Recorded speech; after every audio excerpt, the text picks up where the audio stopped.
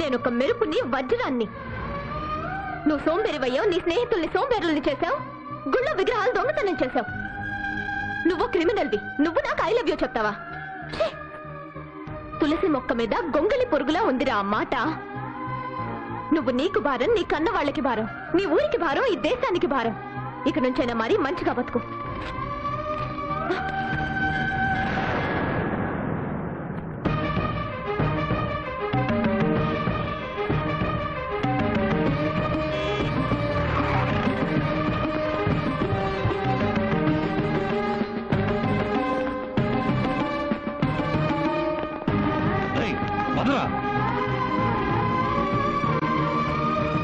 శభాష్ కవి గారు, ఎట్టాగైతేనే మా సోంబేరిగాడిని జైలుకు పంపించావు. ఇక వాడి పొలము తోట ఆక్రమించుకోవడానికి అడ్డే లేదు. అవును, వాడి ఇద్దరి స్నేహితుల్ని ఏం చేశావు? ఊరి పొలిమేరల్లోకి రాకుండా చేశా. అంటే చెప్పను, సస్పెన్స్. ఓ నీ బొంద. అయినా మీ ఇద్దరు నా ముందు ఇలా మందు కొడుతుంటే నా నాలిక పీకుతోంది. నేను ఆశ్రమానికి వెళ్తా. దానికి ఆశ్రమం దేనికి? ఇక్కడే కొట్టే. ఆశ్రమం అయితే సేఫ్టీ సంజీవయ్యా. హైదరాబాదులో అదేదో స్వామి ఆశ్రమం మీద రైడింగ్ జరిగిందట. అక్కడ బ్లూ ఫిలిమ్స్, బ్లాక్ మనీ దొరికాయట. జాగ్రత్త. ఆ ఫిల్ములేవి మన దగ్గర పనిచేయవు సంజీవయ్యా. 5 నెలలకు 6 నెలలకు ఓసారి. అది అవయవాలు కరుణిస్తే కరుణించినట్టు. వస్తా.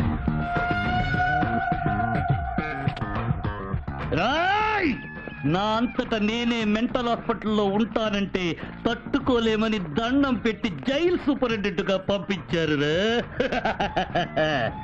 ఎరా, నన్ను గురించి నువ్వు ఏమనుకుంటున్నావురా? మంచోళ్ళు అనుకుంటున్నాం sir. Sadist fellow, worst fellow అనుకోవాలి. నువ్వేమనుకుంటున్నా? చాడిస్ట్ ఫెలో, వరస్ట్ ఫెలో మీరేనన్నారుగా సార్. వాడికి చెప్పాను, నీకు చెప్పానా? ఎవడికి ఏది చెప్పానో అదే చెయ్యాలి. అండర్స్టాండ్?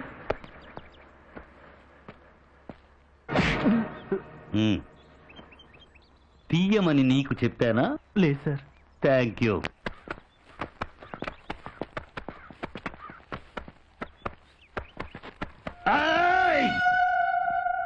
రా సార్. ఈ మేకేంటి? ఈ సిగరెట్ పీకేంటి? ఆ తుమ్మ ముల్లేంటి? ఆ అగ్గి పుల్లేంటి? నేను సూపరింటెండెంట్గా ఉన్న జైలు అద్దంలా తళతళలాడాలి. పీతి జంట బుగ్గల్లా మిలమిల నెరవాలి. ఇంకోసారి ఈ పీక కనిపిస్తే నీ పీక పిసికేస్తా. తీరా టేయ్.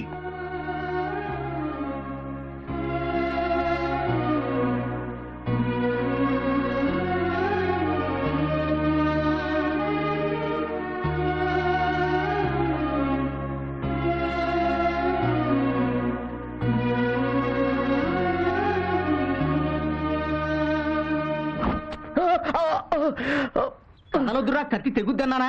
నీలాంటోడి గడ్డం చేయడం కన్నా గొర్రెకు బూతుకీకడం బెటర్.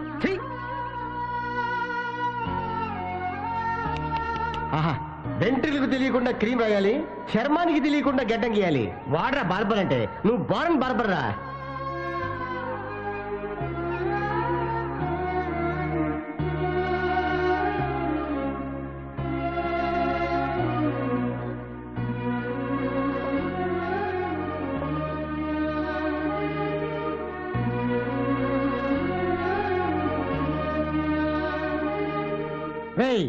మన స్నేహం ఆశయాలు ఈ మర్రి చెట్టు ఓడల్లాగా దిగిపోవాలి.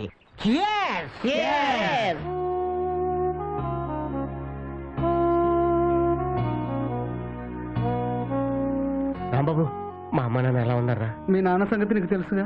మీ అమ్మ కూడా నిన్ను కలవకూడదని తన మీద ఒట్టు పెట్టుకున్నాడు.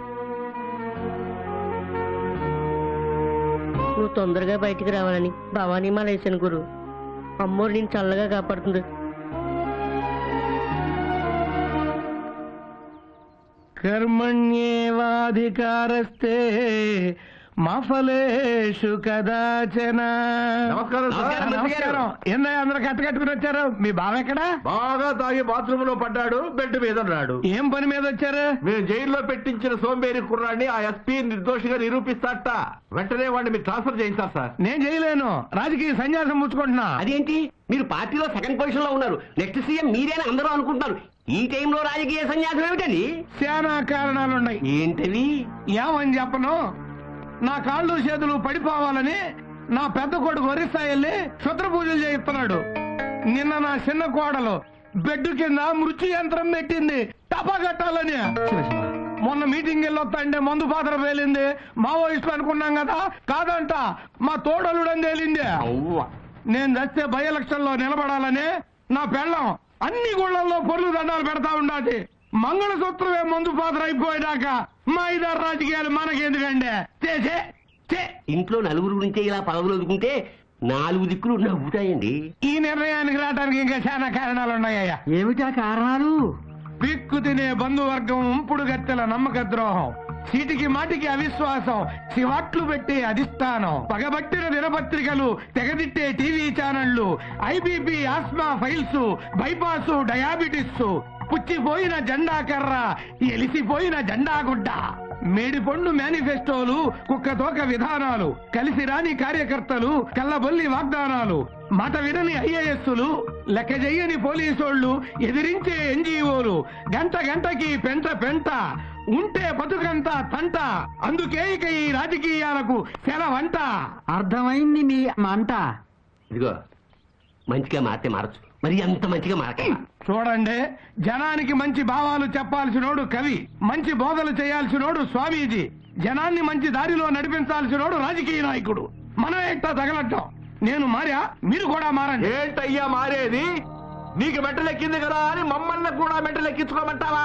నీలాంటి నీచుడు మంచిగా మారితే ఇంకొక నీచాతి నీచుడిని మంత్రిగా చేస్తాం, చూస్తా. కొంచెం తప్పుకో.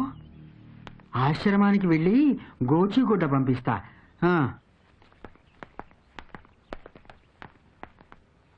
దేవుడా, మా మంత్రుల్లోనూ ఎమ్మెల్యేలోనూ నిజాయితీ పరులు, ప్రజాసేవకులు చాలా మంది ఉన్నారు. నేను ఆడలాగా బతకలేకపోయినా ఇట్లాంటి ఎదవ బతుకు మాత్రం బతకను. రాజీనామా చేసే లోపు ఆ కుర్రాన్ని జైల్లోంచి బయటపడేలా చూస్తా. మళ్ళీ జన్మంటూ ఉంటే ఈ రాజకీయాల్లోకి మాత్రం రాను. శ్రీకాకుళంలో జరిగిన విగ్రహాల చోరీ కేసులో సోంబాబు అనే ఈ యువకుడికి సంబంధం లేదని న్యాయస్థానం తీర్పునిస్తూ అతన్ని విడుదల చేయవలసిందిగా ఆదేశించడమైనది.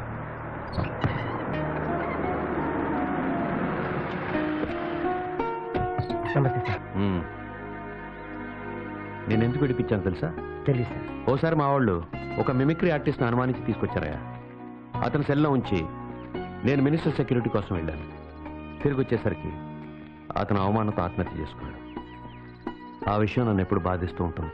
అందుకే నీ విషయంలో కేర్ తీసుకుని ఇన్వెస్టిగేట్ చేసి నేను చేయవలసింది చేశాను. ఇప్పుడు నువ్వు నిర్దోషివి, కొత్త జీవితం ప్రారంభించు. నిన్ను నువ్వు మార్చుకో. నేను మారాను సార్, ఇంకా మారాలి, మారుతాను. Good luck. నమస్కారం.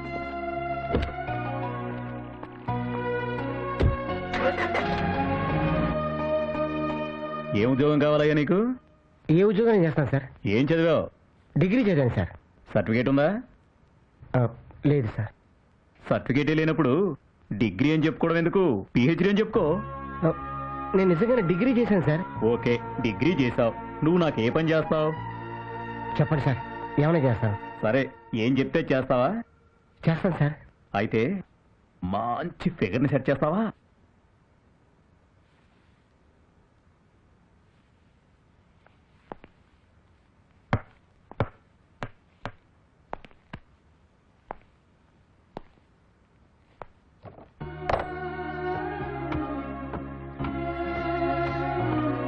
Good evening sir. Good evening. Sombabu నువ్వే కదా? అవును సార్, నేనే. ఇతను సెక్యూరిటీ గార్డ్గా అపాయింట్ చేశాను. రేపటి నుంచి మోడర్న్ గెస్ట్ హౌస్ పంపించు. ఈ పర్సనాలిటీ వాడు సెక్యూరిటీ గార్డ్ ఏమిటి సార్? జనాలు చూస్తే నవ్వుతారు.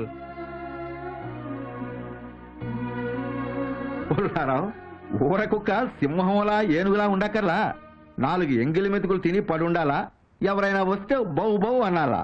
అలాంటిదే ఈ గార్డు ఉద్యోగం. దీనికేమి బ్రూస్లీలు, జాకీ చాన్లు అక్కర్లా. మనోడు చాలు. ఏమయ్యా? Thanks sir.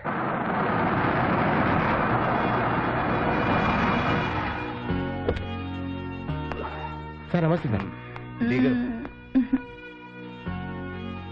డార్లింగ్ ఎత్తుకో చెప్పులు. వాడు తెస్తాడులే. రేయ్, చెప్పులు తెరా.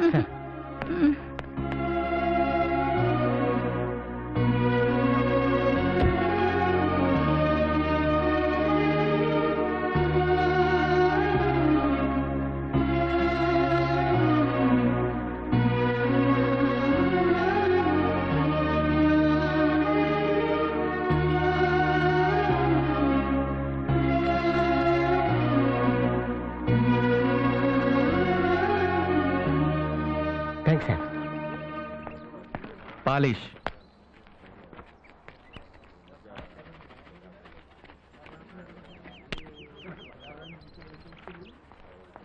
సార్ ఆ కాల్ పెట్టిన సార్. శివ, సోంబాబు నువ్వేంటి ఇక్కడ ఇలా? నా పరిస్థితి తారుమారైందిరా. ఏయ్, లేరా, లే లే. అది వదిలే, లీవ్ ఇట్. శివ, మన బ్యాచ్ లో నుంచి నువ్వు బయటకు వచ్చి బాగుపడ్డావు. నేను అలాగే ఉండి ఇలా అయిపోయి. రేయ్, అదంతా మనం రూమ్కి వెళ్ళి మాట్లాడుకుందాం పద. హహా, చిల్డు గురు, ఫుల్గా వేసేయాలి. చల్లగా వీరే గురు, మెల్లగా అన్ని మర్చిపోవచ్చు. వద్దురా, నాకన్నీ గుర్తుండాలి. గుర్తుంచుకుంటే బాధపడతావు గురు. గుర్తు పెట్టుకొని బాగుపడాలి. టైం కలిసి రాకపోతే ఎవరికైనా ఇంతే బాసు. టైం వేస్ట్ చేసేవాడికి టైం కలిసి రాదురా. నేను అలా చేశాను, అందుకే ఇలా అయింది. నీ పరిస్థితి నాకు అర్థమైంది బాసు. ఒక్క నెల రోజులు నా రూమ్ లో ఉండి రిలాక్స్ అవ్వు. ఆ తర్వాత నీ ఫ్యూచర్ గురించి ఫ్రెష్ గా ఆలోచిద్దాం. ఒక క్షణం కూడా ఖాళీగా ఉండలేనురా. ఏదో ఒకటి చేయాలి. నాకేదైనా జాబ్ చూడరా. నీ జాబ్ సంగతి తర్వాత, ముందు నా జాబ్ పోయేట్టుంది. అదేంటి? మా కంపెనీ తరపున 10 రోజుల్లో 1,00,000 కండోమ్స్ అమ్మాలి. లేకపోతే నా జాబ్ పోతుంది. ఇప్పటికే 5 రోజులు గడిచిపోయింది. ఏం చేయాలో అర్థం కావట్లేదు. చాలా టెన్షన్ గా ఉంది బాసు.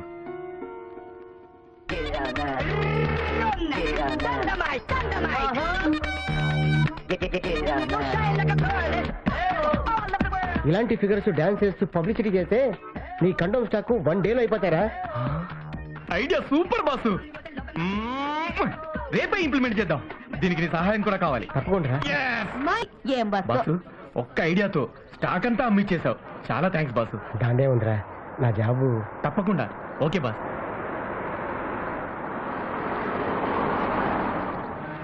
కార్లో ఫైర్ రా.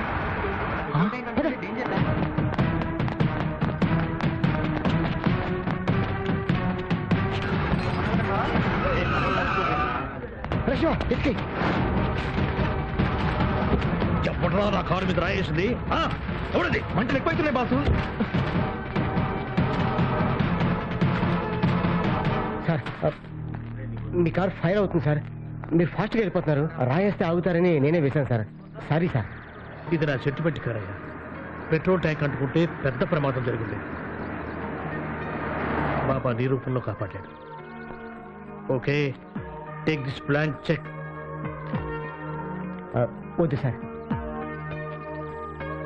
నాకేదైనా జాబ్ ఇప్పించండి సార్.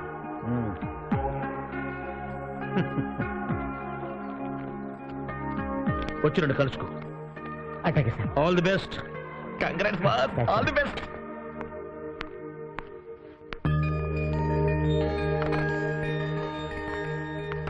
రే, నువ్వు ఎక్కడేం చేస్తున్నావు? అటెండర్ అండి. ఎవరిచ్చారా జాబు?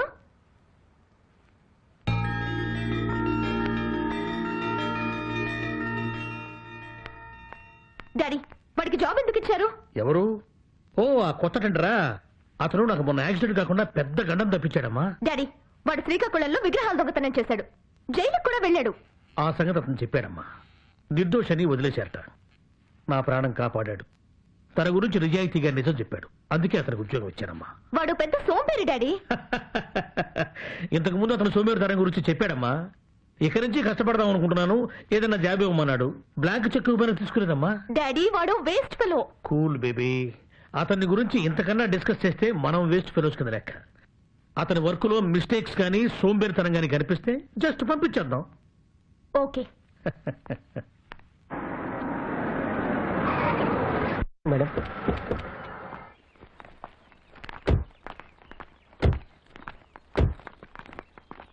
ఏ ఏయ్, మేడం ఈ కాంపౌండ్ అంతా ఎలా ఉంది? చాలా నీట్గా ఉంది. ఆ బండరాయి ఎలా ఉంది?